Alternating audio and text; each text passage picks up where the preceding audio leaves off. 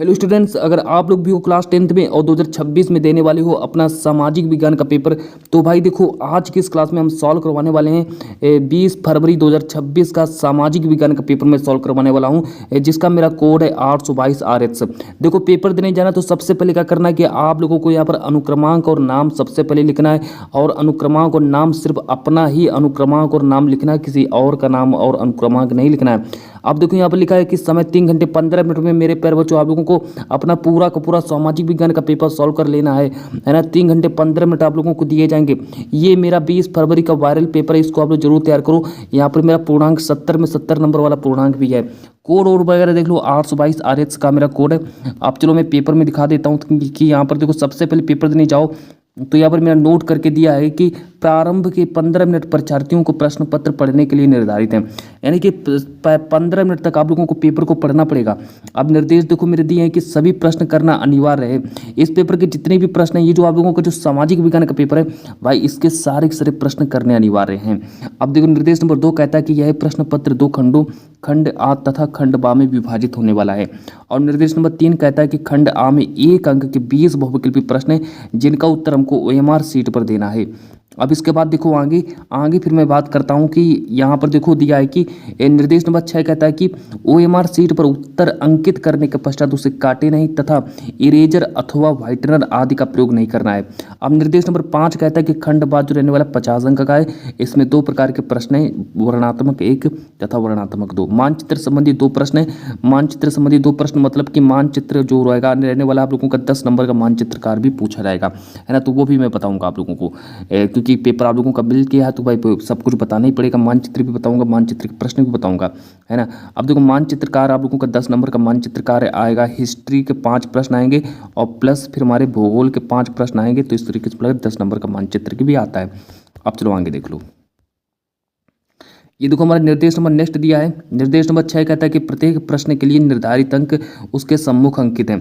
मतलब जो प्रश्न जितने अंक का होगा उसके आगे उतना लिखा होगा। जो प्रश्न 1 नंबर का होगा उसके आगे 1 लिखा होगा।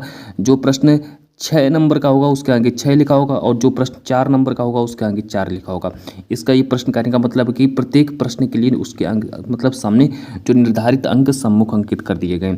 अब निर्देश नंबर 7 पढ़ेंगे कि दिए गए मानचित्र को प्रश्न पत्र से पढ़कर उन पर अंकित कीजिए। मतलब कि दिए गए प्रश्न मानचित्र को प्रश्न पत्र से पढ़कर उन पर अंकित कीजिए तथा मानचित्र को उत्तर पुस्तिका के साथ मजबूती से संलग्न करना है। आप लोगों की जो मानचित्रकारी की जो उत्तर पुस्तिका जो होगी उसको अपनी उत्तर पुस्तिका में भाई अच्छे से मानचित्रकार की जो पुस्तिका होगी उसको अच्छे से अपनी जो कॉपी जो होगी उसमें अच्छे से स्टेपलर या फिर पंच लगा करके या फिर धागे से बांध देना, है ना, ताकि आप लोगों का मानचित्रकार इधर उधर ना गिरे। और इधर उधर अगर आप लोगों का मानचित्र चला गया तो भाई आप लोगों के 10 नंबर चले जाएंगे, है ना। तो इस बात को विशेष याद रखना है। अब आगे देखो यहाँ से स्टार्ट हो जाता है आप लोगों का पेपर। ये है मेरा 20 फरवरी का वायरल पेपर, मेरे पर तो जरूर तैयार करना है ना। अब देखो यहाँ से स्टार्ट हो जाता है आप लोगों का खंड आ बहुविकल्पी प्रश्न पूछे गए हैं। देखो जितने प्रश्न जितने अंक का उसके आगे उतना है उतना लिखा गया है। अब यहाँ से देखो स्टार्ट हो जाता है आप लोगों का पेपर। पहला प्रश्न कहता है कि नेपोलियन का संबंध किस देश से था। प्यारे बच्चों 1 नंबर का पेपर में आने वाला प्रश्न है कि नेपोलियन का संबंध किस देश से था। तो भाई इसका राइट आंसर हो जाएगा नेपोलियन जो था वो फ्रांस का रहने वाला था।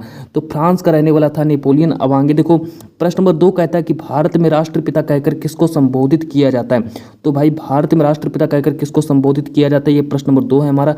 तो इसका राइट आंसर हो जाएगा ऑप्शन नंबर ए मेरा सही हो जाएगा, महात्मा गांधी जी को संबोधित किया जाता है। चलो अच्छा आगे देख लो। आगे फिर हमसे कहता है प्रश्न नंबर 3 कहता है कि विश्व व्यापार संगठन की स्थापना कहाँ पर हुई थी। प्यारे बच्चों पेपर में 1 नंबर का ये भी प्रश्न आएगा कि विश्व व्यापार संगठन का मुख्यालय कहाँ पर है या फिर स्थापना कहाँ पर हुई थी। इसका राइट आंसर हो जाएगा ऑप्शन नंबर बी मेरा सही हो जाएगा, यहाँ पर जिनेवा इसका राइट आंसर हो जाएगा। चलो आगे देख लो। आगे जब कहता है प्रश्न नंबर 4 हमसे कहता है कि गुलामगिरी का लेखक कौन था। प्यारे बच्चों पेपर में 1 नंबर का ये भी प्रश्न आएगा कि गुलामगिरी का लेखक कौन था। इसका राइट आंसर हो जाएगा देखो ऑप्शन नंबर सी इसका सही हो जाएगा, ज्योतिबा फूले जो थे ये गुलामगिरी के लेखक थे। अच्छा आगे अगर हम बात करें प्रश्न नंबर 5 के बारे में कि प्रथम विश्व युद्ध का प्रारंभ कब हुआ था। पेपर में 1 नंबर का प्रश्न ये भी आएगा कि प्रथम विश्व युद्ध का प्रारंभ कब हुआ था। तो भाई देखो प्रथम विश्व युद्ध का प्रारंभ जो हुआ था वो 1914 में हुआ था। इसका ए ऑप्शन सही करेंगे। चलो अच्छा आगे देख लो। आगे फिर हमसे कहता है प्रश्न नंबर 6 कहता है कि निम्न में से कौन प्राकृतिक उपहार है। तो भाई प्राकृतिक उपहार कौन सा हो जाएगा, 1 नंबर का प्रश्न ये भी देखो आएगा। अगर यहाँ पर देखो ऑप्शन नंबर सी इसका सही करेंगे, ऑप्शन नंबर सी यानी कि भूमि जो है मेरा प्राकृतिक उपहार हो जाएगा। अच्छा प्रश्न नंबर मेरा 7, प्रश्न नंबर 7 देखेंगे। प्रश्न नंबर 7 कहता है कि कपास की खेती के लिए कौन सी मृदा सबसे अच्छी मानी जाती है, 1 नंबर का ये भी प्रश्न आएगा कि कपास की खेती के लिए कौन सी मृदा सबसे अच्छी मानी जाती है। तो भाई इसका राइट आंसर हो जाएगा काली मिट्टी जो होती है कपास की खेती के लिए सबसे अच्छी मृदा मानी जाती है। और प्रश्न नंबर 8 कहता है कि निम्न में से कौन सी नकदी फसल नहीं है। अब भाई नकदी फसल कौन सी नहीं है, प्रश्न नंबर 8 देखो कहता है कि निम्न में से कौन सी नकदी फसल नहीं है। तो इसका जो राइट आंसर हो जाएगा गेहूं। गेहूं जो है मेरी नकदी फसल नहीं होती है, ये भी देखो 1 ही नंबर का आएगा। चलो आगे देख लो, आगे फिर हम ले चलते हैं प्रश्न नंबर 9 की ओर। प्रश्न नंबर 9 हमसे कहता है कि सलाल बांध किस नदी पर बना है। प्यारे बच्चों पेपर में 1 नंबर का ये भी देखो प्रश्न आएगा कि सलाल बांध जो है किस नदी पर बना है। ये देखो पेपर में 1 नंबर का प्रश्न आएगा कि सलाल बांध किस नदी पर बना है। तो चिनाव नदी पर बना है सलाल बांध, है ना, इसको याद कर लो भाई। अब आगे देखो प्रश्न नंबर 10 कहता है कि इनमें से कौन सी रबी की फसल है। प्रश्न नंबर 10 देखो, प्रश्न नंबर 10 कहता है कि इनमें से कौन सी रबी की फसल है। भाई देखो चावल दिया है, मोटे अनाज, चना दिया है, कपास दिया है, और 1 नंबर का पेपर में आएगा। इसका राइट आंसर हो जाएगा चना, मेरा राइट आंसर हो जाएगा। अब आगे देखो, आगे से हम बात करते हैं प्रश्न नंबर 11 के बारे में। प्रश्न नंबर 11 के देखो क्या कहता है। प्रश्न नंबर 11 कहता है कि भारत में कुल कितने संघीय राज्य हैं। तो भाई 1 नंबर का प्रश्न ये भी आएगा कि भारत में कुल कितने संघीय राज्य हैं। इसका देखो राइट आंसर हो जाएगा ऑप्शन नंबर सी, इसका राइट आंसर हो जाएगा। तो भारत में कुल मिलाकर के 28 संघीय राज्य हो जाएंगे, है ना। अब आगे देखो प्रश्न नंबर 12 कि निम्नलिखित में से कौन सा संघीय राज्य नहीं है। तो भाई 1 नंबर का ये भी देखो प्रश्न आएगा, कहता है कि निम्न में से कौन सा संघीय राज्य नहीं है। तो भाई मेरा दिल्ली जो है संघीय राज्य नहीं है, दिल्ली मेरा राइट आंसर हो जाएगा। अब आगे देखो प्रश्न नंबर 13 कहता है कि भारतीय निर्यात व्यापार की वस्तु कौन सी है। भारतीय निर्यात व्यापार की वस्तु कौन सी है। तो 1 नंबर का भाई ये भी प्रश्न आएगा। तो इसका देखो राइट आंसर क्या हो जाएगा। प्रश्न नंबर 13 का राइट आंसर हो जाएगा भाई कि भारतीय निर्यात व्यापार की वस्तु है चाय, मेरा राइट आंसर हो जाएगा। चाय को सही करेंगे। चलो आगे देख लो, आगे कहता है प्रश्न नंबर 14 देखो कि निम्नलिखित में से किसका संबंध लोकतंत्र से नहीं है। किसका संबंध भाई लोकतंत्र से नहीं है, पेपर में 1 नंबर का प्रश्न आएगा। ए ऑप्शन दिया स्वतंत्र एवं निष्पक्ष निर्वाचन, बी ऑप्शन दिया उत्तरदायी शासन, सी ऑप्शन दिया कानून के समक्ष समानता, और डी ऑप्शन दिया बहुसंख्यकों का शासन। ये मेरे 4 ऑप्शन है। अब देखो प्रश्न नंबर 14 का राइट आंसर हो जाएगा कि बहुसंख्यकों का शासन। तो पेपर में आप लोगों को डी ऑप्शन को ही सही करना है, बहुसंख्यकों का शासन। अब प्रश्न नंबर 15 देखेंगे कि नागरिकों का सरकार द्वारा नियमों का पालन करने के विषय में जानकारी प्राप्त करना भाई क्या कहलाता है। पेपर में 1 नंबर का प्रश्न ये भी देखो आएगा। तो प्रश्न नंबर 15 का राइट आंसर हो जाएगा पारदर्शिता। पारदर्शिता मेरा राइट आंसर हो जाएगा, पारदर्शिता। अब आगे देखो, आगे हम ले चलते हैं प्रश्न नंबर 16। यहाँ पर देखो कहता है कि निम्न में से किस राज्य की प्रति व्यक्ति आय सर्वाधिक है। पेपर में 1 नंबर का प्रश्न ये भी आएगा कि निम्न में से किस राज्य की प्रति व्यक्ति आय सर्वाधिक है। तो भाई इसका राइट आंसर हो जाएगा हरियाणा राज्य की प्रति व्यक्ति आय सर्वाधिक है। अब चलो आगे ले चलता हूँ प्रश्न नंबर 17 की ओर। प्रश्न नंबर 17 कहता है कि निम्नलिखित में से कौन सा ग्रामीण क्षेत्र के विकास का लक्ष्य है। तो भाई हमसे पूछा गया कि कौन सा ग्रामीण क्षेत्र के विकास का लक्ष्य क्या हो जाएगा। ए ऑप्शन दिया उपज की उचित कीमत, बी ऑप्शन दिया नियमित कार्य, सी ऑप्शन दिया बेहतर मजदूरी, डी ऑप्शन दिया इनमें से सभी। तो भाई प्रश्न नंबर 17 का राइट आंसर हो जाएगा इनमें से सभी, मेरा डी ऑप्शन सही हो जाएगा। और प्रश्न नंबर 18 कहता है कि भारत का अधिकांश विदेशी व्यापार कैसे होता है। तो भाई भारत का जो अधिकांश विदेशी व्यापार जो होता है वो किससे होता है। देखो इसका राइट आंसर हो जाएगा समुद्री मार्ग से। तो भारत का जो विदेशी व्यापार जो होता है वो अधिकांश समुद्री मार्ग से ही होता है। अब आगे देखो, अब उस ले चलते हैं आप लोगों को प्रश्न नंबर जो मेरा अगला है, प्रश्न नंबर मेरा 19, प्रश्न नंबर 19। प्रश्न नंबर 19 कहता है कि भंडारण को किस क्षेत्र में सम्मिलित किया जाता है। भंडारण को किस क्षेत्र में सम्मिलित किया जाता है। तो 1 नंबर का आएगा। ए ऑप्शन दिया प्राथमिक क्षेत्र में सम्मिलित किया जाता है, बी ऑप्शन दिया द्वितीयक क्षेत्र में, सी ऑप्शन दिया तृतीयक क्षेत्र में, डी ऑप्शन दिया चतुर्थ क्षेत्र में। तो भाई भंडारण को किस क्षेत्र में हम सम्मिलित करते हैं ये हमसे पूछा गया है। तो प्रश्न नंबर 19 का जो राइट आंसर हो जाएगा, तो प्रश्न नंबर 19 का राइट आंसर हो जाएगा तृतीयक क्षेत्र में रखते हैं भंडारण को। और प्रश्न नंबर 20 कहता है कि विश्व व्यापार संगठन का मुख्यालय कहाँ पर है। तो भाई इसका राइट आंसर हो जाएगा जिनेवा में है ना। तो जिनेवा में विश्व व्यापार संगठन का मुख्यालय।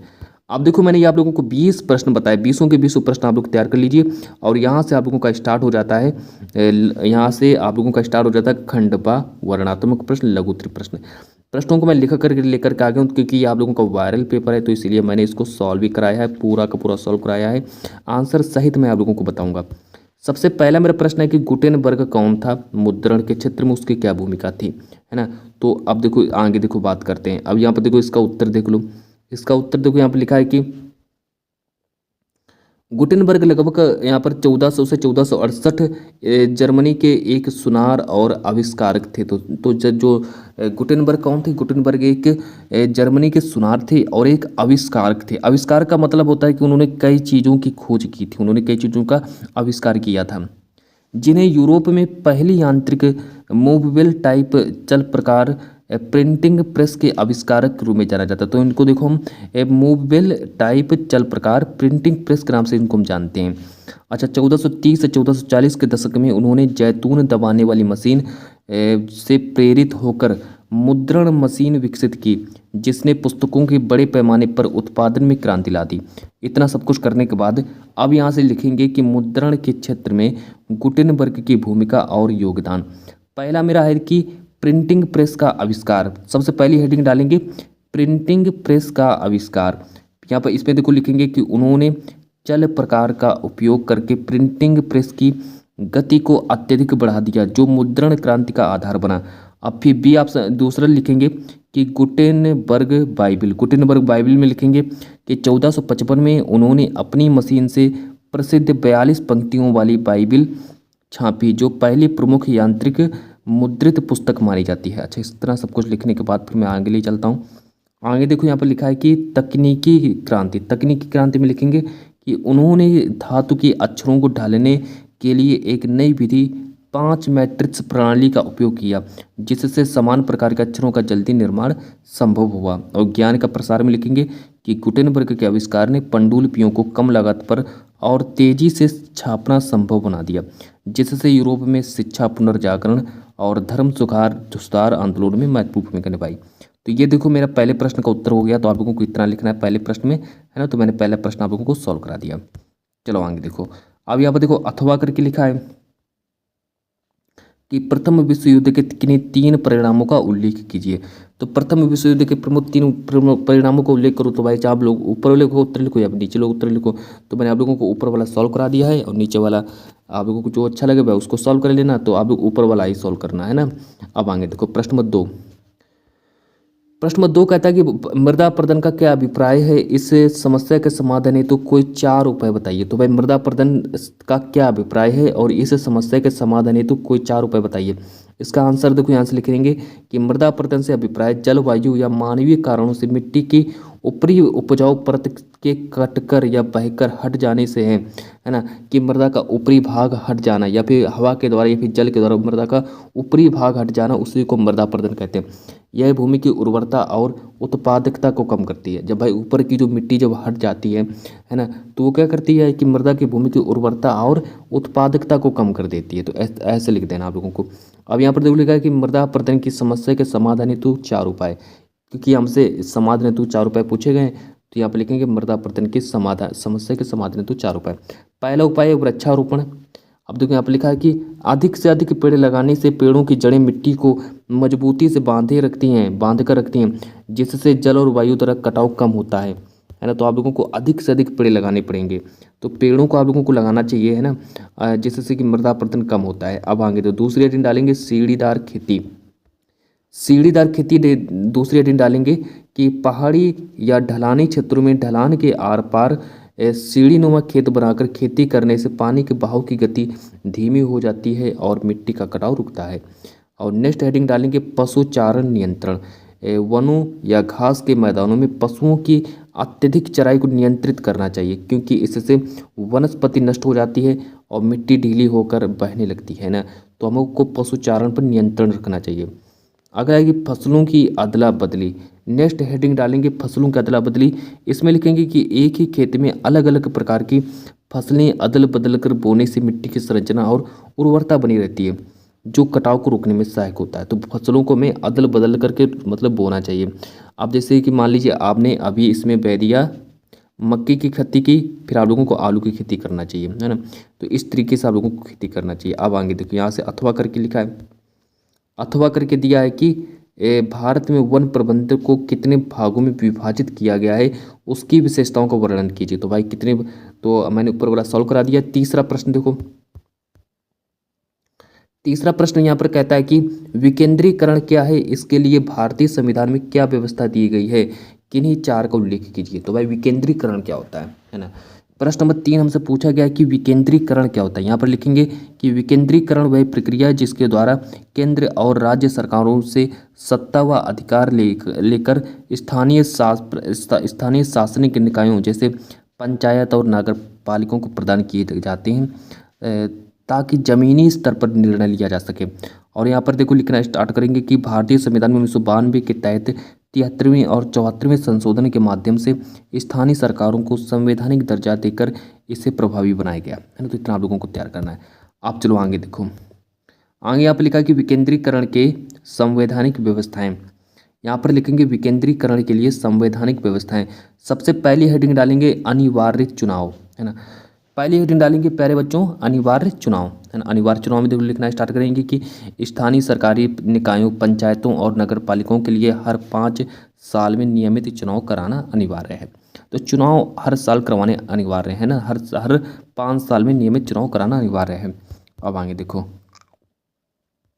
दूसरी हेडिंग डालेंगे, सेकंड हेडिंग डालेंगे कि आरक्षण की व्यवस्था। यहाँ पर लिखेंगे कि अनुसूचित जाति, अनुसूचित जनजाति और पिछड़ा वर्ग के लिए सीटों का आरक्षण, साथ ही महिलाओं के लिए कम से कम 1/3 सीटें आरक्षित होना चाहिए। और तीसरी हेडिंग डालेंगे राज्य निर्वाचन आयोग, जिसमें लिखेंगे कि पंचायत और नगर पालिका चुनाव स्वतंत्र रूप से कराने के लिए प्रत्येक राज्य में एक स्वतंत्र राज्य निर्वाचन आयोग का गठन किया गया है। और चौथी हेडिंग डालेंगे वित्तीय शक्ति या फिर वित्तीय अधिकार या फिर शक्ति हस्तांतरण, जिसमें लिखेंगे राज्य सरकारों को स्थानीय निकायों के साथ राजस्व साझा करने और उन्हें 11वीं और 12वीं अनुसूची के अनुसार सौंपने के लिए संवैधानिक रूप से निर्भर करना चाहिए। तो 4 नंबर का आएगा। अब यहाँ से देखो, यहाँ पर नेक्स्ट हेडिंग डालेंगे। तो भाई आप एक अथवा करके लिखा है, अथवा करके लिखा है कि भारत में जाति प्रथा का राजनीति एवं समाज पर क्या प्रभाव पड़ा। तो आप लोग इसका भी उत्तर लिख सकते हो, लेकिन मैंने ऊपर वाला सॉल्व करा दिया तो आप लोग ऊपर वाला सॉल्व कर लेना। चलो आगे देखो, यहाँ से लिखेंगे विकास की, नेक्स्ट हेडिंग देखो यहाँ से डालेंगे। यहाँ से देखो प्रश्न नंबर तीसरा मेरा कहाँ गया है, यहाँ से देखो प्रश्न नंबर 4 है ना। प्रश्न नंबर 3 हो चुका है, प्रश्न नंबर 4 देखो। प्रश्न नंबर 4 के बारे में बात करते हैं। प्रश्न नंबर 4 को देखेंगे कि विकास की पारंपरिक, प्रश्न नंबर 4 देखो कि विकास की पारंपरिक अवधारणा से क्या अभी समझते हैं, मतलब कि आप विकास की पारंपरिक अवधारणा से क्या समझते हैं। तो भाई देखो इसमें लिखेंगे कि विकास की पारंपरिक अवधारणा, है ना। देखो विकास की पारंपरिक अवधारणा मुख्य रूप से आर्थिक वृद्धि और औद्योगिकीकरण पर केंद्रित थी, जहां विकास का मतलब राष्ट्रीय आय और उत्पादन में वृद्धि करना था। तो इसमें देखो कि राष्ट्रीय आय और उत्पादन में वृद्धि करना था, और यह माना जाता था कि आर्थिक विकास से सामाजिक विकास अपने आप हो जाएगा, जिसमें मुख्य ध्यान आय, बचत और निवेश जैसे संकेतकों पर था। अक्सर आधुनिकता और पश्चिमी मॉडल को अपनाने पर जोर दिया जाता था। इतना सब कुछ कर लेना आप लोग, है ना। अच्छा, इतना सब कुछ करने के बाद फिर यहाँ पर देखो मेरे सामने मुख्य बिंदु दिए गए, मुख्य बिंदु भी आप लोगों को लिखने पड़ेंगे। मुख्य बिंदु देख लो, पहला है मेरा, पहला मुख्य बिंदु लिखेंगे आर्थिक विकास को प्राथमिकता। तो यहाँ पर देखो सबसे पहले लिखेंगे आर्थिक विकास को प्राथमिकता। इसमें देखो क्या लिखेंगे कि पारंपरिक दृष्टिकोण में विकास को मुख्य रूप से सकल घरेलू उत्पाद, जिसे हम जीडीपी कहते हैं, जीडीपी, प्रति व्यक्ति आय, औद्योगिक उत्पादन और बचत दर में वृद्धि के रूप में देखा जाता था। दूसरी हेडिंग डालेंगे औद्योगिकीकरण का मॉडल। अब इसमें देखो लिखेंगे कि यह माना जाता था कि कृषि आधारित अर्थव्यवस्थाओं से औद्योगिक और सेवा क्षेत्रों के बढ़ना ही विकास है, जिसे पश्चिमी देशों के विकास पथ का अनुसरण करके प्राप्त किया जा सकता है।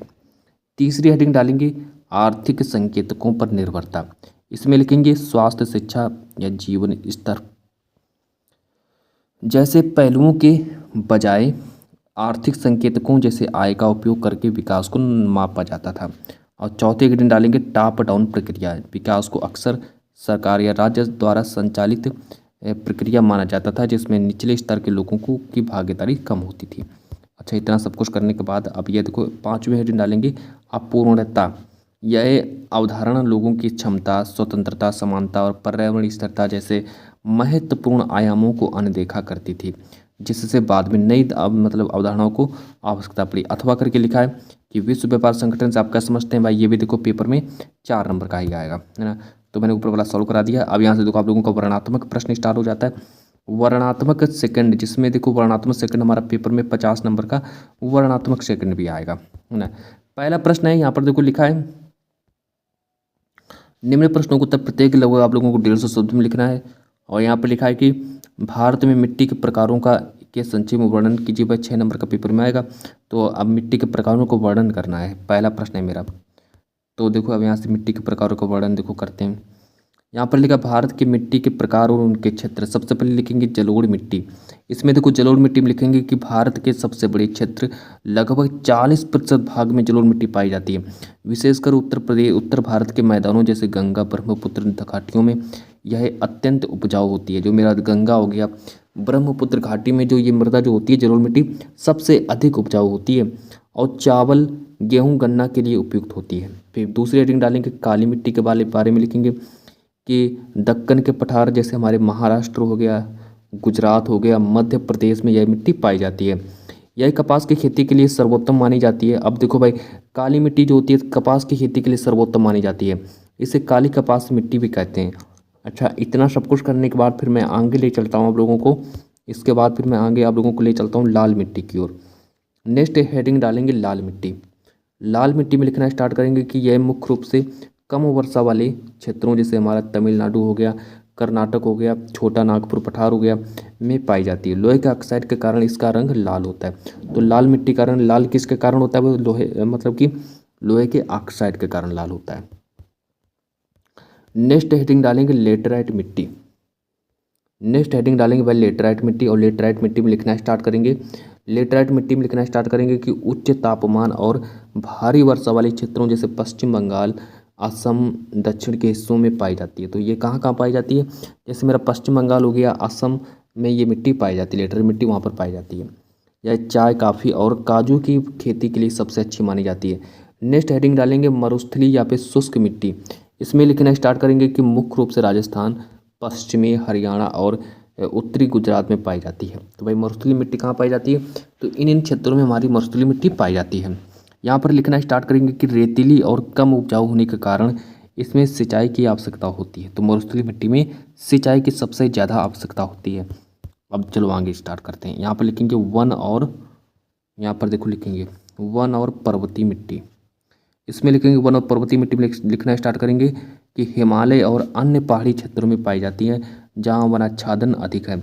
यह चाय, फल और मसालों के लिए उपयुक्त है। नेक्स्ट हेडिंग डालेंगे छाड़ी या फिर लवड़ी मिट्टी। यहाँ पर लिखना स्टार्ट करेंगे कि शुष्क क्षेत्रों जैसे जल जमाव वाले क्षेत्रों में पाई जाती है। विशेषकर उत्तर प्रदेश, पंजाब और गुजरात के कुछ हिस्सों में पीट और दलदली मिट्टी भारी। ये मेरे यहाँ से देखो नेक्स्ट हेडिंग पड़ेगी, यहाँ से अगली हेडिंग पड़ेगी। यहाँ पर देखो मैंने इसको हाईलाइट करना भूल गया था ना, तो इतनी आप लोगों की हाईलाइट है कि भारी वर्षा वाले उच्च आर्द्रता वाले क्षेत्रों सुंदरवन बिहार के कुछ हिस्सों में पाई जाती है जहाँ कार्बनिक पदार्थ अधिक होते हैं। अब देखो अथवा करके लिखा है, अथवा करके मेरा यहाँ पर दिया है, अथवा करके लिखा है कि एक पेय फसल का नाम लिखिए और उसके उत्पादन पर प्रकाश डालिए। 4 दीर्घ उत्तरीय प्रश्न पूछे जाएंगे। मैंने एक सॉल्व करा दिया है, आप लोग चाहें तो अथवा में इसको सॉल्व कर सकते हैं या फिर ऊपर वाला सॉल्व कर सकते हैं, लेकिन मैंने ऊपर वाला सॉल्व करा दिया है। अब देखो दूसरा हेडिंग डालेंगे कि संघवाद क्या है, इनकी प्रमुख विशेषताएं बताइए। पेपर में 6 नंबर का प्रश्न आएगा कि संघवाद क्या है भाई और संघवाद की प्रमुख विशेषताएं बताइए। सबसे पहले यहाँ पर लिखेंगे संघवाद, पहली हेडिंग डालेंगे संघवाद और संघवाद में लिखना स्टार्ट करेंगे कि संघवाद एक ऐसी संवैधानिक शासन प्रणाली है जिसमें सर्वोच्च सत्ता एक केंद्रीय प्राधिकरण और उसकी विभिन्न घटक इकाइयों जैसे राज्य या प्रांतों के बीच बटी होती है। यह एक ही समय में 2 या अधिक स्तरों की सरकारों जैसे केंद्र और राज्य द्वारा एक ही नागरिकों पर शासन करने की व्यवस्था है जो अपनी अपनी स्वायत्तता बनाए रखते हुए सहयोग करती हैं। अच्छा, इतना सब कुछ लिखने के बाद फिर हमसे पूछा गया है संघवाद की विशेषताएं। चलो भाई, संघवाद की विशेषताएं भी देख लो। यहाँ पर देखो, संघवाद की विशेषताएं पूछी गई हैं कि दो या अधिक स्तर की सरकारें। तो सबसे पहले इसमें लिखेंगे दो या अधिक स्तर की सरकारों में लिखेंगे कि संघीय शासन व्यवस्था में कम से कम दो स्तर की सरकारें होती हैं जो एक ही नागरिकों पर शासन करती हैं। मतलब कि इसमें देखो दो प्रकार की सरकारें होती हैं जो एक ही नागरिक पर शासन करती हैं। इतना सब कुछ करने के बाद फिर मैं आगे ले चलता हूँ। यहाँ पर लिखेंगे शक्तियों का विभाजन। शक्तियों के विभाजन में लिखेंगे कि शक्तियों का विभाजन यहाँ पर लिखेंगे कि संविधान के माध्यम से केंद्र और राज्य सरकारों के बीच स्पष्ट रूप से कार्य और शक्तियों का विभाजन होता है। दूसरा लिखेंगे लिखित और कठोर संविधान। दूसरा क्या कहता है कि लिखित और कठोर संविधान, कि संघीय व्यवस्था के लिए एक लिखित संविधान होना अनिवार्य है जिसे किसी एक सरकार द्वारा एक तरफा नहीं बदला जा सकता है। और नेक्स्ट हेडिंग डालेंगे सर्वोच्च न्यायालय। और सर्वोच्च न्यायालय में लिखना स्टार्ट करेंगे केंद्र और राज्य सरकारों के बीच विवादों को सुलझाने के लिए एक सर्वोच्च स्वतंत्र न्यायपालिका होती है जो संविधान की व्याख्या करती है। अच्छा, इतना सब कुछ करने के बाद फिर आगे ले चलता हूँ। वित्तीय स्वायत्तता। वित्तीय स्वायत्तता में लिखेंगे संविधान में स्पष्ट होता है कि राज्य और केंद्र सरकारें अपने राजस्व से स्रोत कैसे प्राप्त करेंगी। और नेक्स्ट है दोहरा उद्देश्य। दोहरा उद्देश्य में लिखेंगे कि संघवाद का उद्देश्य वित्तीय विविधता का सम्मान करते हुए राष्ट्रीय एकता को मजबूत करना है ना। तो इतना सब कुछ करने का फिर मेरा यहाँ पर अथवा करके लिखा है। अथवा वाले देख लो भाई कि जातिवाद क्या है, भारतीय लोकतंत्र में इसका क्या भूमिका है, जातिवाद क्या है। तो मैंने ऊपर वाला सॉल्व करा दिया, अब लोग ऊपर वाला सॉल्व कर लेना। अब नीचे देखो दिया है प्रश्न नंबर 3 कहता है कि लोकतंत्र किस प्रकार उत्तरदायी, जिम्मेवार और वैध सरकार का गठन करता है। तो लोकतंत्र जो होता है वो किस तरह उत्तरदायी, जिम्मेवार और वैध सरकार का गठन करता है। पैरा बच्चों पेपर में 6 नंबर का प्रश्न आएगा ये वाला, है ना। तो चलो भाई इसमें देखो कैसे लिखेंगे। तो यहाँ पर लिखेंगे उत्तर में लिखेंगे लोकतंत्र में नियमित, स्वतंत्र और निष्पक्ष चुनावों के माध्यम से जनता अपने प्रतिनिधि चुनती है जो फैसले लेते समय प्रक्रियाओं पारदर्शिताओं का पालन करते हैं जिससे एक उत्तरदायी, जिम्मेवार और वैध सरकार का गठन होता है। यह सरकार संविधान के अनुसार काम करती है, कानून का शासन बनाए रखती है और जनहित के प्रति जवाबदेह होती है। इतना आप लोग तैयार कर लो। चलो आगे देखो, फिर मैं बात करता हूँ। और ये वाला प्रश्न 6 नंबर का ही आएगा, है ना। चलो आगे देखो। अब लिखेंगे कि लोकतंत्र को कैसे सुनिश्चित करता है, लोकतंत्र सरकार को कैसे सुनिश्चित करता है। ये देखो ऑप्शन, पहली हेडिंग डालेंगे उत्तरदायी शासन, है ना। उत्तरदायी शासन में लिखना स्टार्ट करेंगे कि लोकतंत्र सरकार जनता की जरूरतों, मांगों और अपेक्षाओं के प्रति संवेदनशील होती हैं क्योंकि उनकी अगली बार फिर चुनाव का सामना करना पड़ता होता है, इसलिए वे लोगों के हितों की अनदेखी नहीं कर सकते। अगला हेडिंग डालेंगे जिम्मेवार सरकार। इसमें लिखेंगे जिम्मेवार सरकार में लिखेंगे निर्णय लेने की प्रक्रिया में पारदर्शिता, ट्रांसपेरेंसी होती है। निर्णय कायदे कानून के अनुसार लिए जाते हैं और इसके लिए सरकार जनता के प्रति जवाबदेह होती है। तो जवाबदेही होती है। तो भाई इतना सब कुछ करने के बाद चलो फिर मैं आगे ले चलता हूँ। नेक्स्ट हेडिंग डालेंगे वैध सरकार। नेक्स्ट हेडिंग डालेंगे वैध सरकार। वैध सरकार में लिखना स्टार्ट करेंगे यह जनता द्वारा चुनी गई शासन व्यवस्था है, इसमें इसे वैध, कानूनी या भरोसेमंद माना जाता है। यह सरकार संविधान और नागरिकों की सहमति से चलती है। इस तरह जनता के पास अपने शासकों पर नियंत्रण का अधिकार होता है जो लोकतंत्र को एक बेहतर शासन व्यवस्था बनाती है। अथवा करके लिखा है भारत की विधायकों में महिलाओं के प्रतिनिधित्व की स्थिति क्या है। अब नेक्स्ट प्रश्न देख लो भाई, ये देखो हमारे सामने क्वेश्चन नंबर 4 कहता है कि गतिमान से गतिविधि से आप क्या समझते हैं, इसकी गतिविधियों का वर्गीकरण प्रस्तुत कीजिए। 6 नंबर का आएगा, लेकिन मैं नीचे वाला सॉल्व करा दूंगा।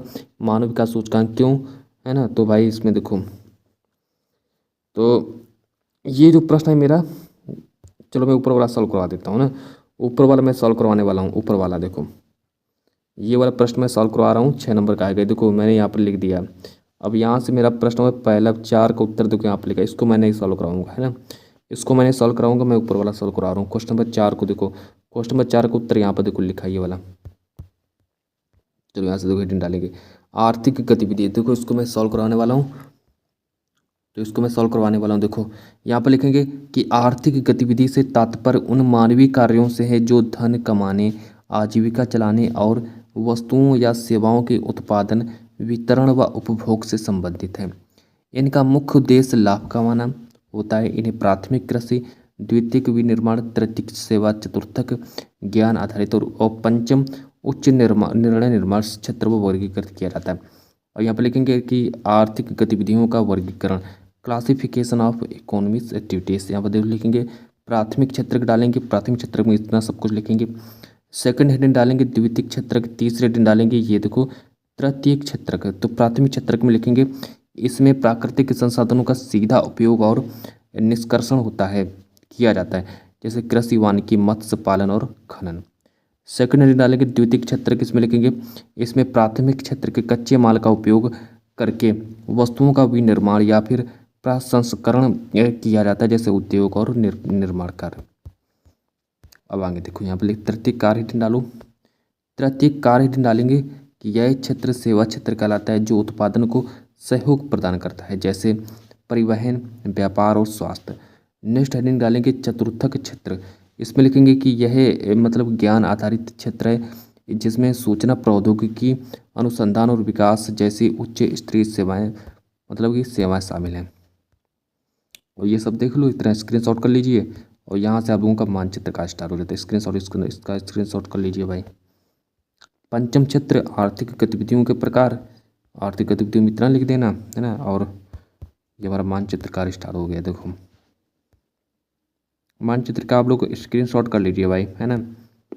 ये देखो मानचित्र का प्रश्न है। तो चलिए भाई, मैं इस क्लास को यहीं पर समाप्त करना चाहूँगा और आज की इस क्लास को मैं इतना ही रखता हूँ।